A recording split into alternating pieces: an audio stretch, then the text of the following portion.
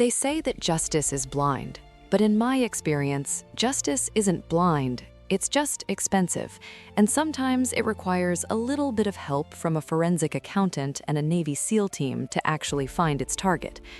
Right now, as I speak to you, I am sitting on the aft deck of a Sunseeker yacht anchored just off the coast of Cabo. The champagne in my glass is vintage, the ocean breeze is warm, and the man steering the boat, my husband, Jack, is the kind of hero who doesn't need to brag about his service to feel like a man. But 3,000 miles away, in a federal correctional facility in upstate New York, another man is waking up.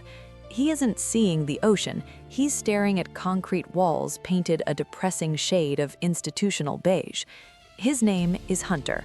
Or at least that's the name he used when he scammed me out of nearly $500,000. Hunter told me he was a shadow commander. He told me he was a ghost, a Tier 1 operator who protected this country from threats I couldn't even imagine. He said his missions were so classified that even the president barely knew about them. He played the part of the tortured warrior perfectly. He had the tactical gear, the lingo, and the 1,000-yard stare. He wanted me to believe he was fighting for freedom, but the only thing Hunter was actually fighting for was my trust fund. He thought I was just another naive heiress, a checkbook with a pulse, easily manipulated by a sob story and a fake uniform. He was wrong. He didn't realize that when you steal valor, when you use the blood and sacrifice of real soldiers to fund your luxury lifestyle, you don't just anger the law, you anger the brotherhood.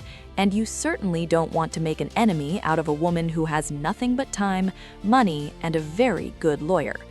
This is the story of how I let a con artist into my bed, how he almost destroyed my life, and how I used his own lies to lock him away for a very, very long time. Welcome to the downfall of the Shadow Commander. Let's rewind. To understand how a woman like me, educated, cautious, raised in a world of sharks, could fall for such a ridiculous lie, you have to understand the landscape of my life 2 years ago. Grief is a fog. It's a thick, heavy gray blanket that muffles your instincts. When my father died, he didn't just leave a hole in my heart, he left a vacuum in the industry. He was a titan, a man who built skyscrapers and reshaped skylines. I was his only daughter, his little princess, and suddenly I was the sole heir to an estate that people would kill for. The months following his funeral were a blur of lawyers, asset managers, and fake condolences. I was drowning in paperwork and loneliness. My mansion, which used to be filled with my father's booming laughter, was suddenly silent. It was just me, the staff, and the echoing realization that I was completely alone in the world. And then came the suitors. Oh, the suitors.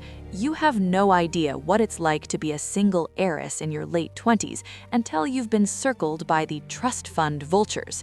These were men in bespoke Italian suits with soft hands and empty eyes, men who looked at me and calculated my net worth before they even asked my name. I was sick of it. I was sick of the polish. I was sick of the pretense. I craved something real, something raw. I wanted a protector, not a partner who needed me to bail out his failing hedge fund. That's when I met Hunter. It wasn't at a gala, it wasn't at a country club, it was at a dive bar near the old naval shipyard. I had escaped a stuffy charity dinner, ditching my heels and my security detail just to breathe for a moment. I was sitting at the bar, nursing a whiskey, when a drunk guy started getting aggressive. He wouldn't take no for an answer. He grabbed my wrist. Before I could even scream, a hand, heavy, calloused, and strong, clamped down on the drunk guy's shoulder. I looked up, and there was Hunter. He wasn't wearing a suit. He was wearing a faded gray t-shirt that clung to his chest, cargo pants, and worn-out tactical boots. He had a scar running through his left eyebrow and a jawline that looked like it was carved out of granite. He didn't yell. He just whispered something into the drunk guy's ear, his voice low and dangerous. The drunk guy turned pale and practically ran out of the bar. Hunter turned to me. He didn't smile, he didn't try to charm me, he just looked at me with these intense, weary hazel eyes and asked if I was safe.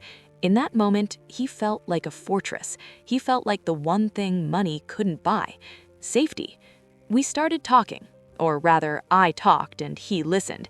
He was a man of few words. When I asked him what he did, he hesitated. He looked around the room, checking the exits. A habit I later learned was part of the act, but at the time it seemed genuine hypervigilance. He told me his name was Hunter. He said he worked for the government, but not in a capacity that exists on paper. My heart skipped a beat. It was like something out of a movie. He told me he had just come back from a 9-month deployment in a place he couldn't name. He said he was tired of the violence. He said he just wanted to find something beautiful to protect. He didn't know who I was. He didn't know about my father. He didn't know about the money. When the bill came, he paid for my drink with a crumpled $20 bill. That $20 bill was the best investment he ever made. It bought him access to millions. Our romance was a whirlwind, but it was a strange one. He would disappear for days at a time. His phone would be off. When he came back, he would look exhausted, sometimes with fresh bruises or bandages. He would tell me, "Don't ask, Evelyn. The less you know, the safer you are." He called himself a shadow commander. He claimed to lead a ghost unit, a black ops team that handled threats the Navy SEALs couldn't. He used words like extraction, black site, and high-value target. To a civilian like me, grieving and desperate for a hero, it was intoxicating. I felt special. I was the secret keeper for a national hero. But looking back, the red flags were there. They were giant, neon red flags waving in my face.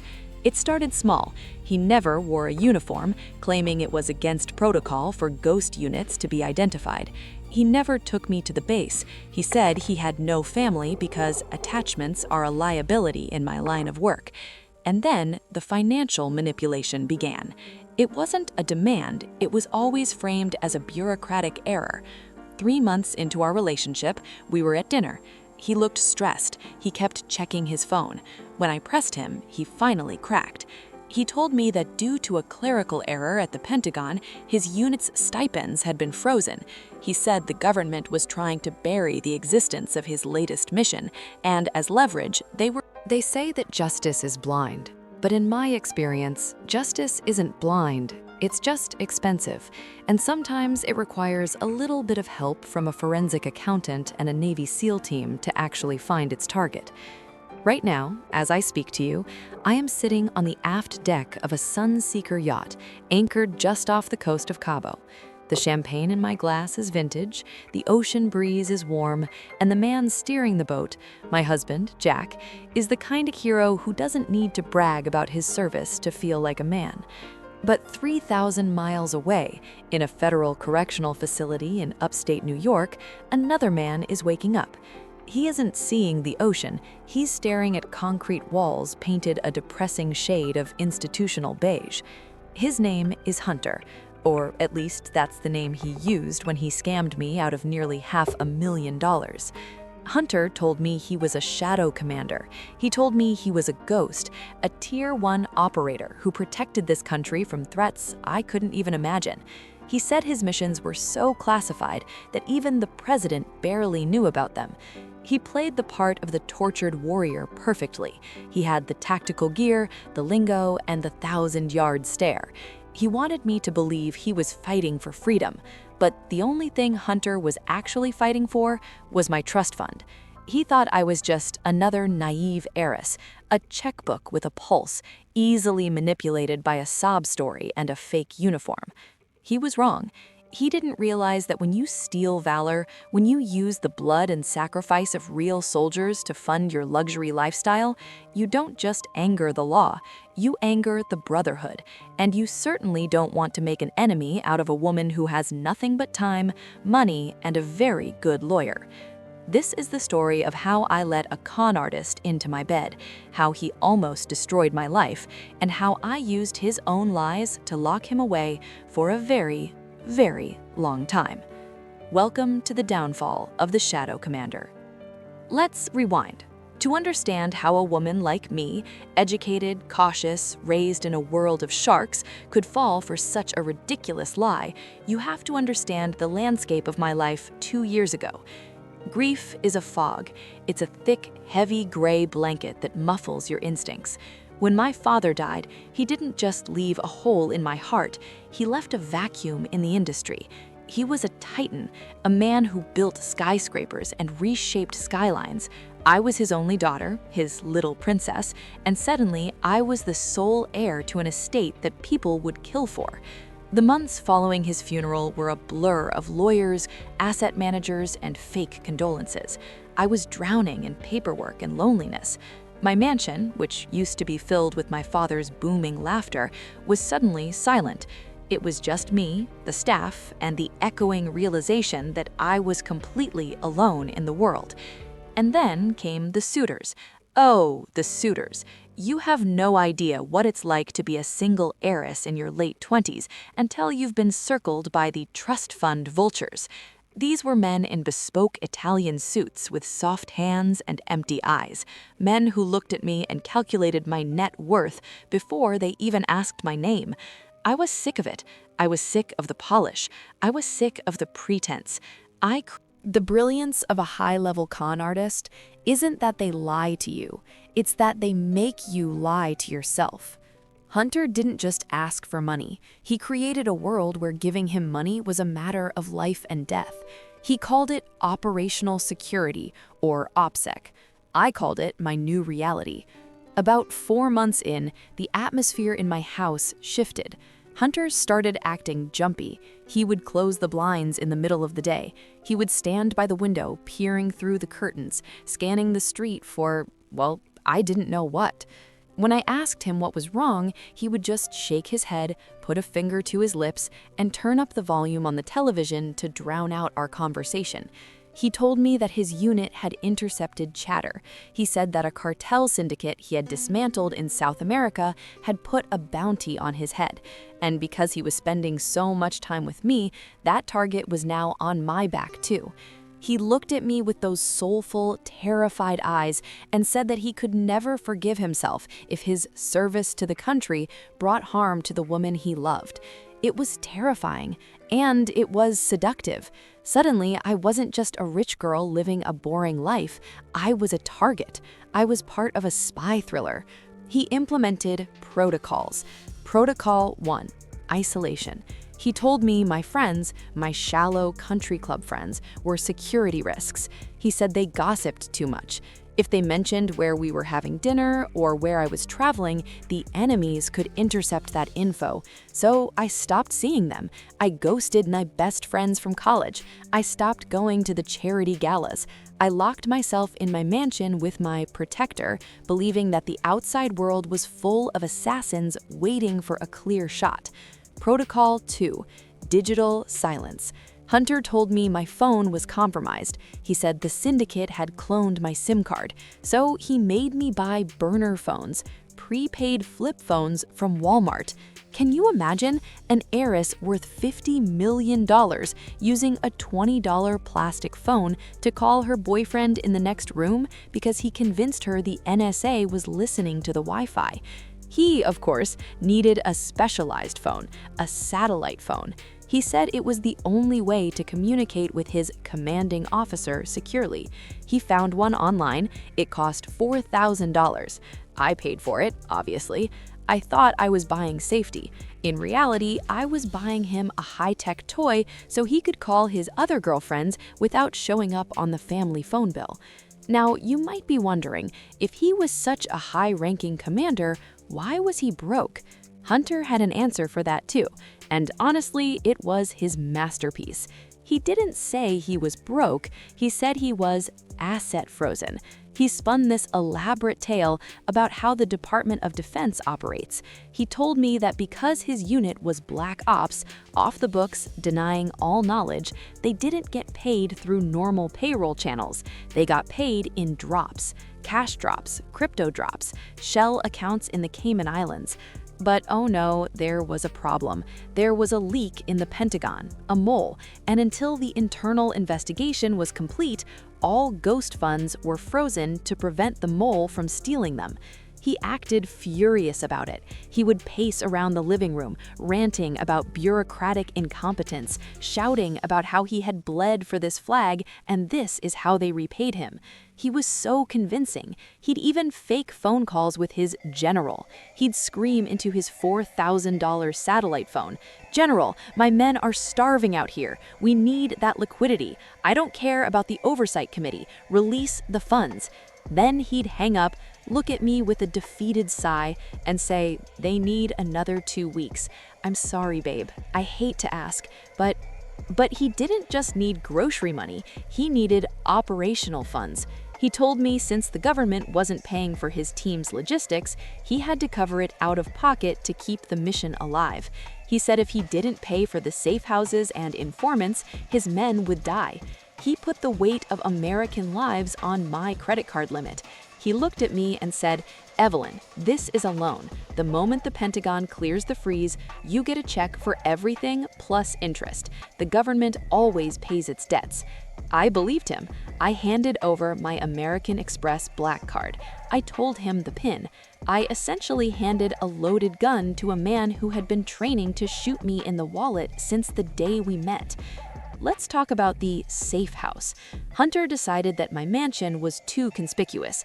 It was indefensible, he said. Too many windows, too close to the road. He needed a tactical command post in the city, somewhere he could meet with his team, whom I was never allowed to meet, of course, and plan their counterstrikes against the cartel. He found the perfect spot. It wasn't a bunker, it wasn't a warehouse. It was a 3-bedroom penthouse in the Seaport district. Floor-to-ceiling glass, a rooftop infinity pool, a private elevator. When I pointed out that a glass penthouse seemed pretty visible for a guy hiding from assassins, he scoffed. He told me I didn't understand urban camouflage. He said hiding in plain sight is the best defense, Evelyn. No one looks for a ghost in a place like this. The rent was $12,000 a month. I signed the lease, he moved in. And then came the extraction vehicle. He told me his truck, a beat-up Ford F-150, was compromised. He said the cartel knew the license plate. He needed a vehicle that was fast, agile, and could blend into high society traffic, but still have the horsepower to outrun a chase. He took me to the Porsche dealership. He walked straight to the Cayenne Turbo GT. He kicked the tires, he looked under the hood, he talked to the salesman about torque vectoring and evasive maneuver capabilities. The salesman, God bless him, looked confused but happy to make a commission. Hunter told me, "This is it. This is the platform. It has the speed I need to get you out of the kill zone if things go south." The kill zone. He was talking about a traffic jam on I-95. The car cost $180,000. I paid cash. I put it in my name, but I gave him the keys. I rarely saw that car again, but thanks to the GPS tracker built into the Porsche app, which he was too stupid to disable, I later learned that the kill zone he was escaping to was mostly nightclubs in the meatpacking district and a very specific address in the Hamptons that belonged to an ex-girlfriend. I was paying for his bachelor pad and his sports car, all while sitting at home in the dark, clutching a burner phone, terrified that a sniper was aiming at my head. But the financial abuse wasn't the worst part. The worst part was how he justified his cheating. Hunter was gone a lot. He spent nights at the safe house. He told me he was debriefing informants, but sometimes he would come home smelling of perfume. Cheap, floral perfume that wasn't mine. Sometimes I'd find glitter on his tactical jacket. Most women would scream. Most women would throw a vase. But Hunter had preempted my anger with the most diabolical lie I have ever heard. He sat me down one night, looking grave. He held my hands. He said, "Evelyn, there's a part of this job I haven't told you about. It's the ugly part, the part that kills me inside." He told me that to find the bad guys, he often had to use human intelligence, or humant. He said that sometimes the only way to get close to a target was through their girlfriends, or their sisters, or the women who worked in their bars. He said, "Sometimes I have to flirt. Sometimes I have to buy them drinks. Sometimes I have to let them think I'm interested. It's called a honeypot operation. It makes me sick, Evelyn. Every time I smile at one of those women, I'm thinking of you. But I do it for the mission. I do it to keep you safe." Can you believe the audacity? He framed his infidelity as a sacrifice. He framed his partying as patriotism. So when I saw the credit card bill for a $3,000 bar ab at a club called Sin City, and I saw charges for VIP table service, I didn't confront him. I felt bad for him. I thought, oh, my poor Hunter. He has to suffer through bottle service and lap dances just to catch a terrorist. I was brainwashed. I was so deep in his narrative that up was down and black was white. But there was one charge on the statement that didn't fit. It was a charge for Victoria's Secret, $500. I asked him about it. I asked, Hunter, did you need lingerie for the mission too? Is that tactical gear? He didn't blink. He looked me dead in the eye and said, yes, it was a bribe for a cartel mistress. She demanded new clothes in exchange for the location of the weapons cache. I saved a school bus full of kids with that underwear, Evelyn. I saved a school bus full of kids. That was the line. That was the moment where deep down in my subconscious, a tiny alarm bell finally started to ring. It wasn't loud enough to wake me up yet, but it was there. Because even I, the lonely heiress desperate for a hero, knew that Navy SEALs don't typically barter for hostages using lace thongs. The cracks were starting to show. Hunter was getting sloppy. The arrogance of a con man is his Achilles heel. He thought he had me completely under his thumb. He thought I was infinite money, infinite patience, and zero brain cells. He started asking for cash. Hard cash. He said the electronic transfers were too traceable. He wanted $50,000 in a duffel bag for a hostage negotiation. I hesitated. For the first time, I hesitated. Not because I didn't trust him, but because my accountant called. My accountant, Mr. Henderson, is a man who has worked for my family for 30 years. He's dry, boring, and sharp as a tack. He called me and said, Evelyn, your liquidity is dropping at an alarming rate. You've spent $400,000 in 4 months. And these expenses, tactical supplies, safe house rent, this doesn't look like investment. This looks like hemorrhage. I tried to explain it to him using Hunter's vague terms. It's a government bridge loan, Mr. Henderson. It's classified. Mr. Henderson was silent for a long moment. Then he said something that planted the seed of doubt that would eventually save my life. He said, Evelyn, your father knew the director of the CIA. I can make a phone call. If this is legitimate, they can verify it in 5 minutes. I panicked. I told him no. I told him not to call. I was terrified that Mr. Henderson would blow Hunter's cover and get him killed. But the seed was planted. If this is legitimate, they can verify it in 5 minutes. I looked at Hunter that night. He was sleeping on the couch in this safe house, wearing his new Rolex, murmuring in his sleep. And for the first time, I didn't see a shadow commander. I saw a man who didn't wake up when a car backfired outside the window. I saw a man whose battle scars looked suspiciously like a drunken stumble into a coffee table. And then came the 4th of July, the lake house, the place where the shadow commander would finally step into the light and burn. The 4th of July weekend was supposed to be a romantic getaway. I took Hunter to my family's lake house in the Adirondacks. It's a secluded property, acres of pine forest and a private dock. Perfect for a shadow commander to relax, right? But Hunter wasn't relaxing. He was pacing. He was complaining about the lack of cell service for his satellite phone.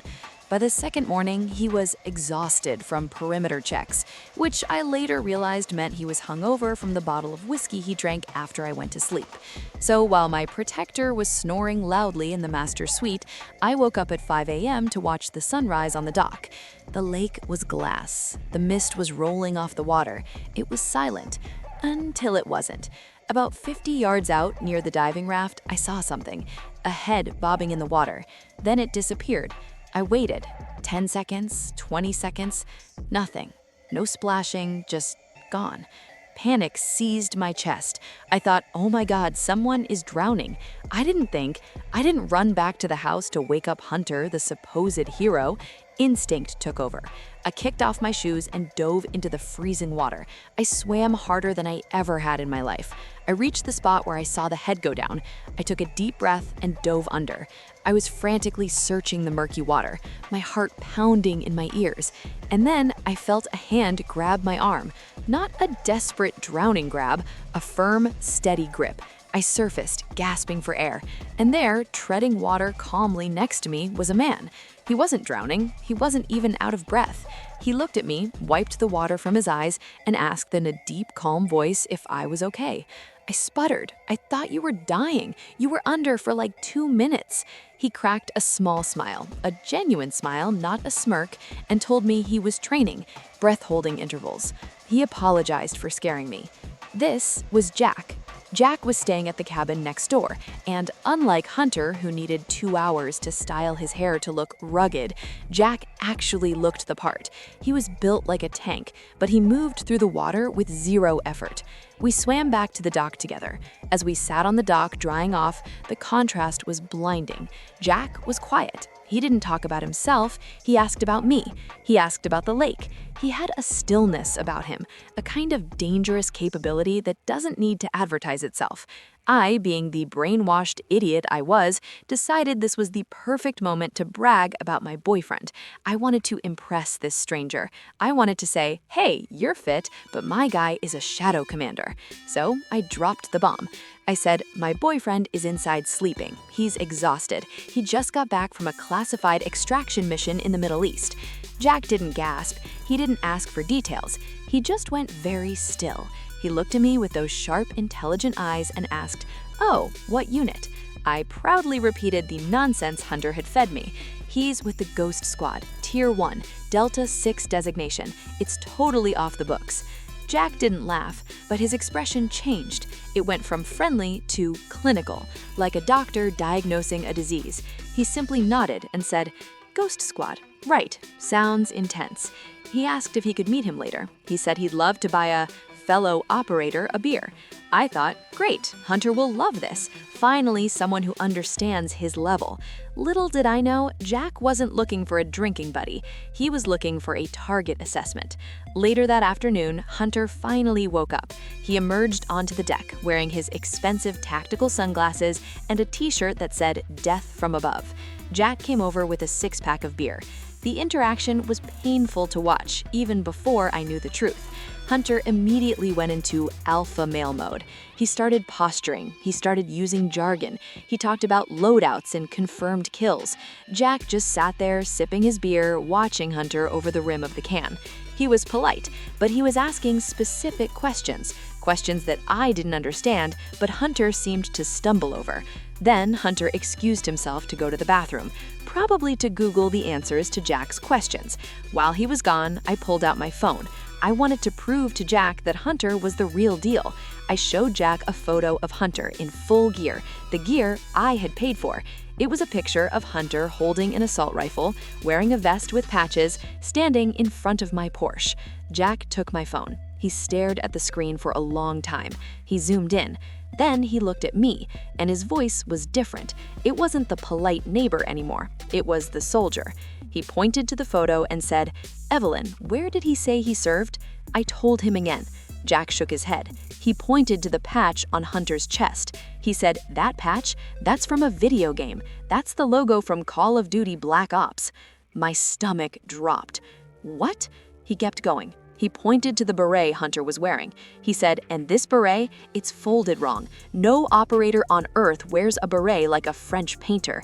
And see this medal? He's wearing a Purple Heart above a Good Conduct medal. That's not just wrong, it's impossible. He looked me in the eye, and for the first time, I felt the weight of my own stupidity crushing me. Jack said, Evelyn, real shooters don't advertise. They don't wear Death from Above t-shirts to a lake house, and they certainly don't mix up their ribbon rack for an Instagram photo.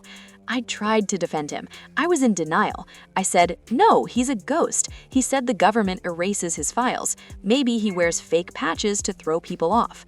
Jack didn't argue. He pulled out his phone. He said, I have a buddy at the Personnel Records Center. If your boyfriend is a ghost, he won't be in the system. But if he's a fraud, he'll be there. He asked me for Hunter's full legal name and date of birth, info I had from the lease documents. Jack made the call. He put it on speaker, but kept the volume low. I heard him read the name. I heard him give the social security number. I waited. It felt like hours. I watched Hunter through the sliding glass door. He was in the kitchen, pouring himself another drink, looking at his reflection in the microwave door. He looked so confident, so bought. Then the voice on the other end of the phone spoke up. It was loud enough for me to hear. "Yeah, I got him. Hunter James Miller. Enlisted Army. Basic training dropout. Discharged after 6 weeks. Entry-level separation. Reason code, failure to adapt. Looks like he had a panic attack on the obstacle course and refused to train. Never deployed, never held a clearance, not a SEAL, not a Ranger, just a civilian with a bad record." Jack hung up. He looked at me with pity, pure, unadulterated pity. He said, "He's not a commander, Evelyn. He washed out of boot camp. He's been playing soldier with your money." I stood there on the deck. The sun was setting, casting long shadows across the lake. I looked at the Porsche in the driveway. I looked at the man in my kitchen wearing the $300 sunglasses I bought him. I didn't cry. You would think I would cry, but I didn't.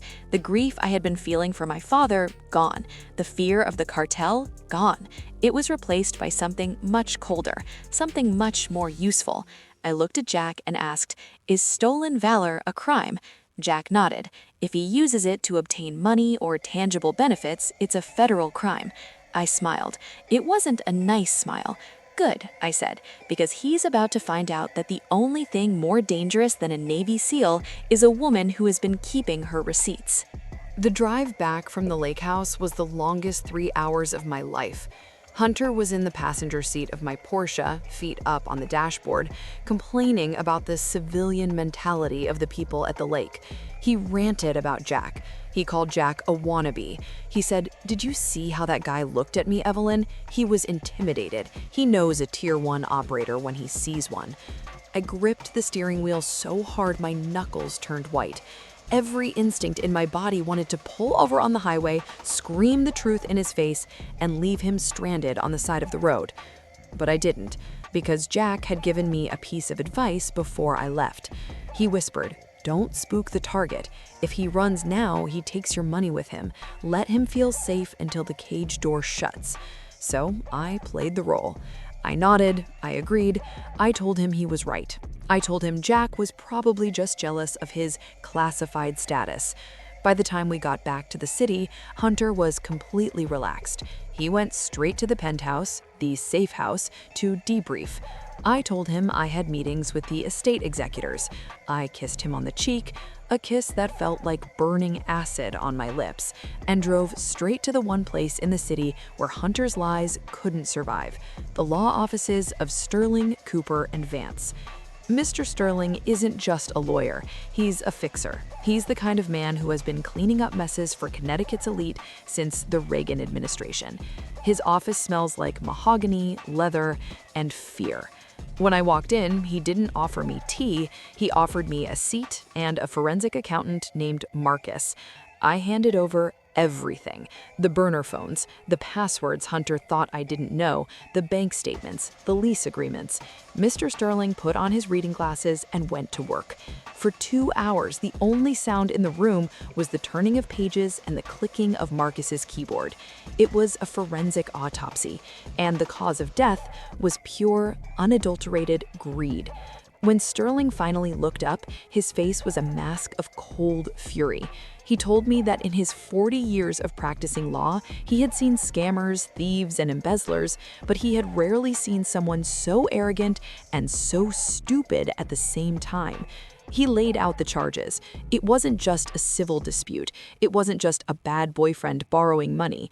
First, wire fraud, because Hunter had used electronic communications, emails, texts, and wire transfers to solicit money under false pretenses across state lines. He had committed federal wire fraud.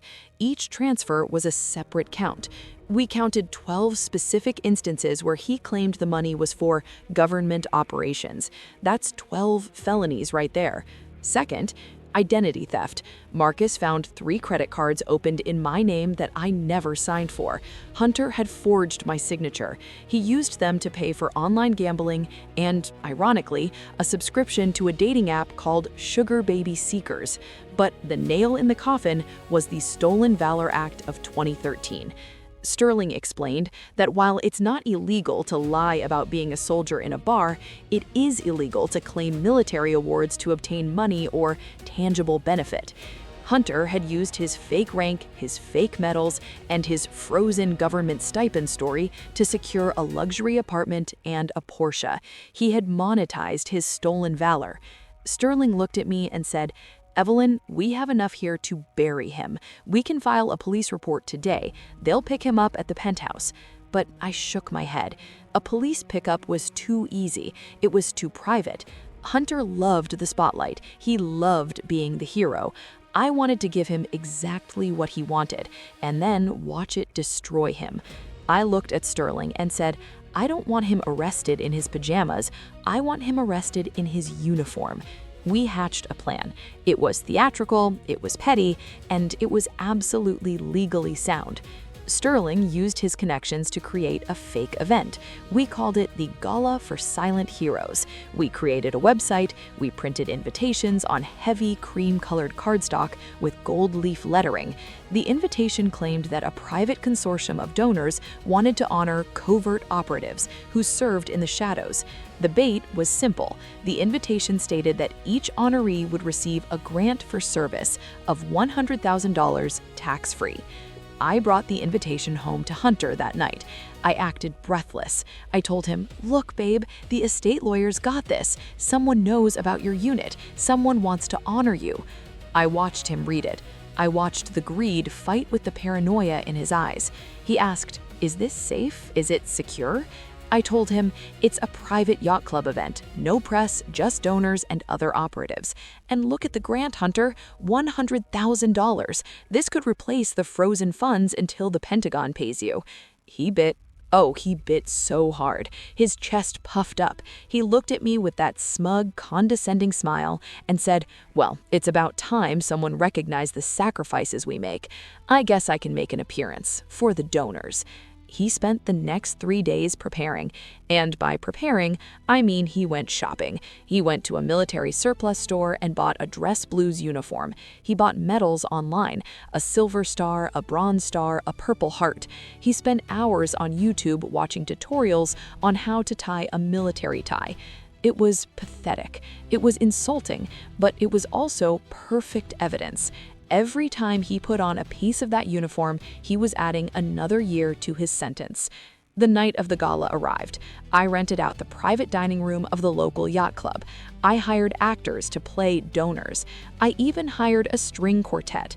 Hunter walked out of the bedroom. He was wearing the uniform. It was an absolute disaster. The pants were too long, the jacket was tight around the gut.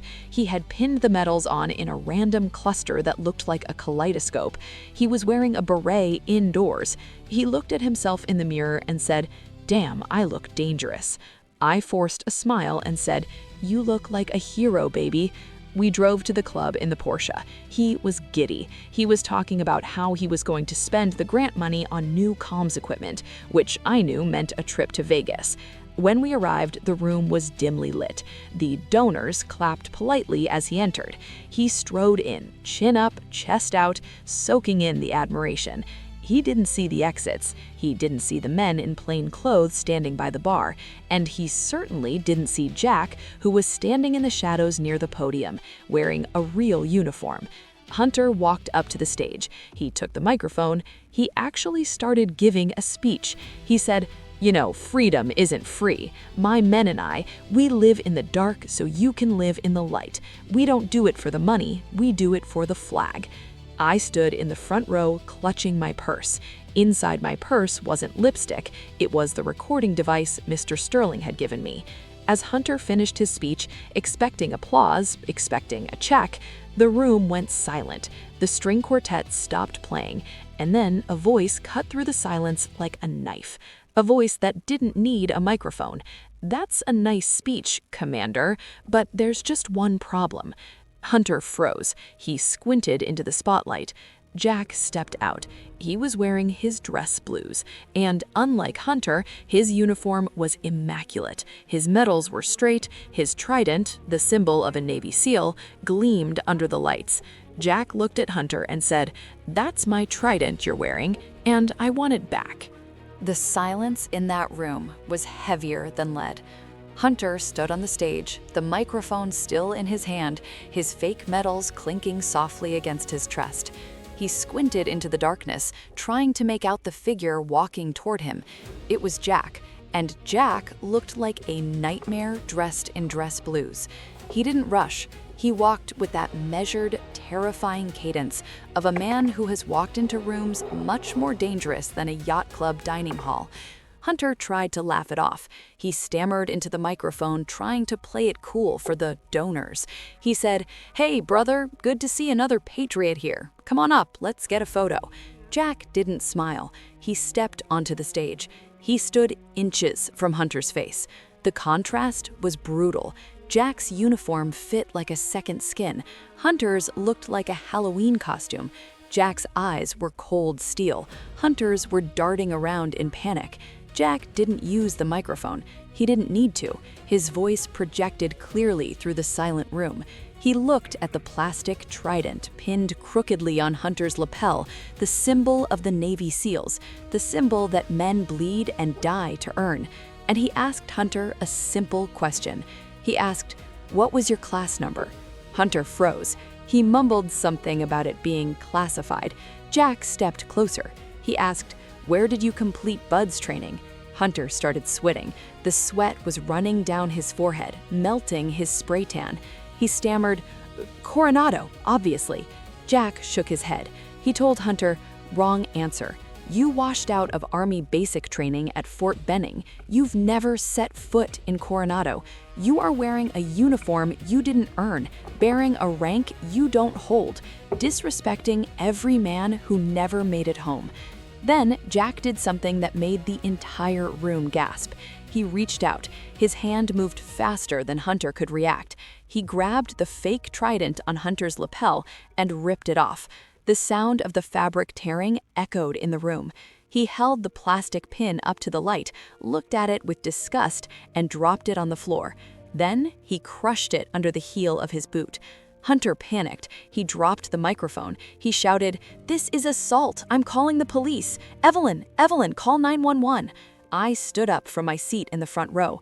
I looked at my ex-boyfriend, the shadow commander, now shivering on stage without his badge of honor. I smiled and said, "Don't worry, Hunter. I already called them. They're waiting in the lobby." On cue, the double doors swung open, but it wasn't the regular beat cops. It was 2 federal agents and a detective from the fraud division. They marched up the aisle, bypassing the stunned string quartet. They didn't tackle him. They didn't need to. Hunter was already defeated. When the detective read his rights, Hunter slumped. But as the handcuffs clicked, a sound infinitely more satisfying than any symphony, his shock turned to rage. He turned on me. The protector mask fell off completely, revealing the narcissist underneath. He started screaming. He yelled that I was a trap. He yelled that I had set him up. He screamed, "I did this for you. I was trying to impress you, you ungrateful bitch." The agents dragged him off the stage. As he passed me, he stopped fighting. He tried one last manipulation tactic.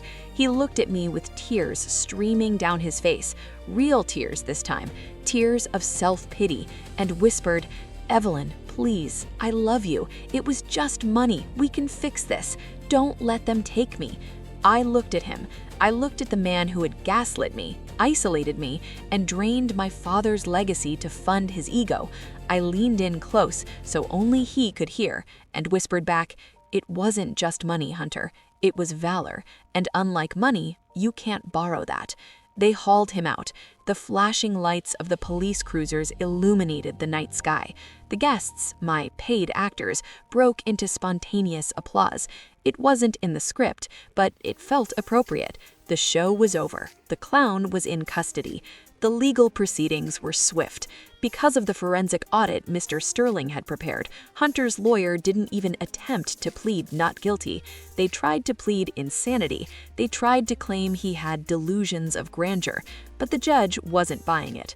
The judge, a stern woman who had a son in the Marines, looked at the evidence of the Porsche, the penthouse, and the fake charity gala. She saw the calculation. She saw the intent. At the sentencing hearing, Hunter read a statement. He apologized to the Navy. He apologized to the government, but he never apologized to me. He still blamed me for tempting him with my lifestyle. The judge looked over her glasses and delivered a monologue that I will cherish forever. She said, "Mr. Miller, you played a character. You wanted the glory of a soldier without the sacrifice. You wanted the lifestyle of a millionaire without the work. Today, reality is coming to collect the debt." The sentence was 5 years in federal prison for fraud wire, 2 years concurrent for identity theft, and a mandatory restitution order of $480,000. The Porsche was seized and sold at auction. The safe house lease was broken. His tactical gear was sold for scrap. And the best part? The Stolen Valor charge meant that his name was added to a public database. Any employer, any future girlfriend, anyone who Googles Hunter Miller will see his mugshot next to the words fraud. He wanted to be famous. He wanted to be a legend. Well, he got his wish. He's now a legend in the federal prison system as the guy who got taken down by his girlfriend and a real Navy SEAL. I hear the real veterans inside don't take kindly to stolen valor cases. I hope he enjoys his deployment. It's been 2 years since that night. I sold the mansion. It had too many ghosts. I moved to a smaller place near the coast. I started a foundation in my father's name that helps veterans transition back to civilian life. Real veterans with real stories. And Jack? Well, Jack is still Jack. He retired from the teams last year. He doesn't drive a Porsche. He drives an old pickup truck. He doesn't wear tactical gear to dinner. He wears flannel shirts. He doesn't talk about being a hero. He just is a hero. We're getting married next spring. A small ceremony, no galas, no donors, just us. He taught me the most valuable lesson of my life. True strength is quiet. The man who has to tell you he's the king is no king, and the man who has to tell you he's a protector is usually the one you need protection from. To the women listening to this, I know the fantasy is intoxicating. We all want a hero. We all want a knight in shining armor to sweep us off our feet and tell us that our enemies are his enemies. But please check the armor. Tap on it. Make sure it's steel, not tinfoil.